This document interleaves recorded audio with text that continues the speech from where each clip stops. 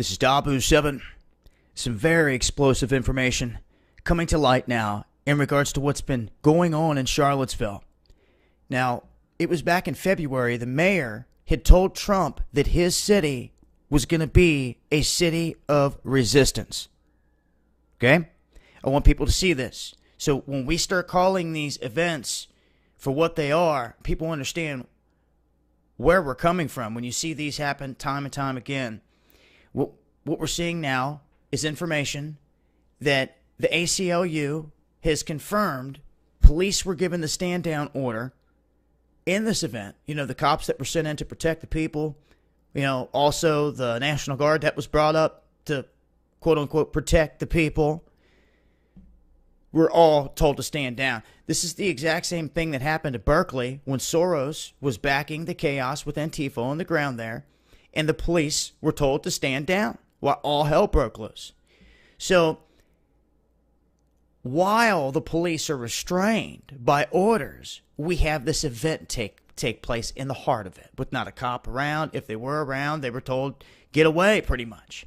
It's just people from different sides right there in the streets, and then the event goes down. Of course, the mainstream media manipulates it, portrays it in a certain way to get a certain group of people out there upset, and then they'll drop more information like they recently did, jerking the chain back, showing that the car was hit from behind and pummeled, the gas pedal could have been stuck, getting another group of people in this boat, and then they're running you against each other. And it's sad because I see it as an old-fashioned tactic of a psyop, and I'm seeing even seasoned journalists in the streets down there involved in this, turning against one another because of this. And when I first seen the suspect, the immediate thought that I got was Dylan Ruff, which was involved in another huge event that I called a psyop because of all of the red flags attached to it, and him as an individual.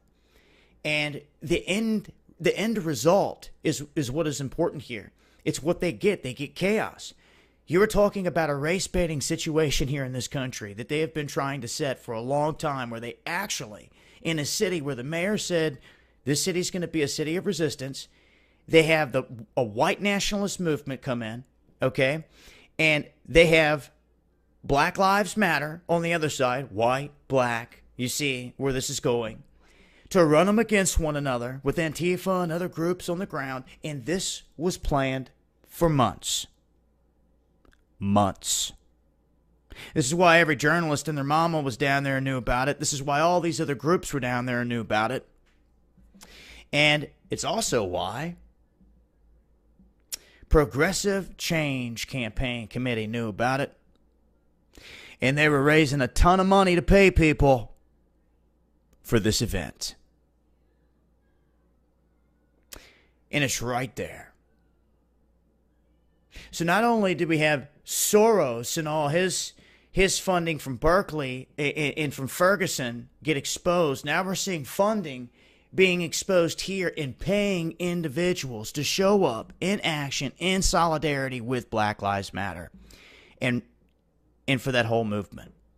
So funding of both sides in a huge orchestration that went down. In the end, to me, it feeds into something I've been warning about for years. The division. It is here in this country, and you can either be a victim and fall into the trap, or you can see it for what it is. And it just blows my mind that people don't start asking the obvious questions. Where do all these people come from? When none of you can hardly get time off work to go anywhere or do anything, these people show up in mass with torches and all this other stuff. Come on now. This is hugely organized. How come no one ever organizes this stuff and takes it to where it counts? You know why now. Because those are the people controlling it.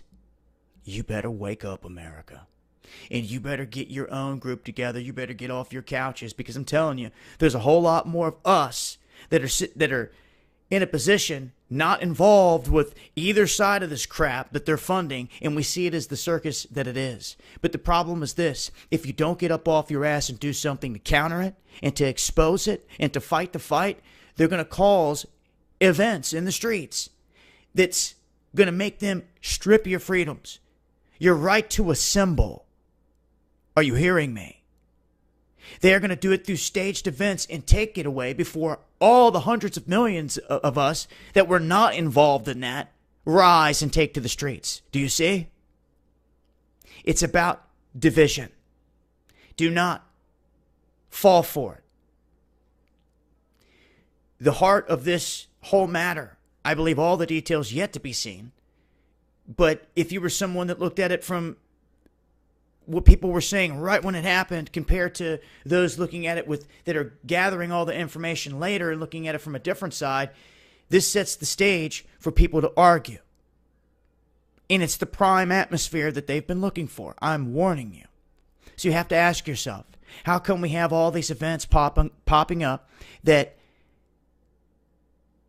police are told to stand down, and there's huge organizations raising money for these events?